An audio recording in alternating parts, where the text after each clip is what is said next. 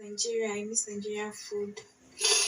I wasn't able to even eat much out, but I don't know. Hopefully tomorrow. Hopefully tomorrow break. Yeah, see money. I'm just gonna go shower now.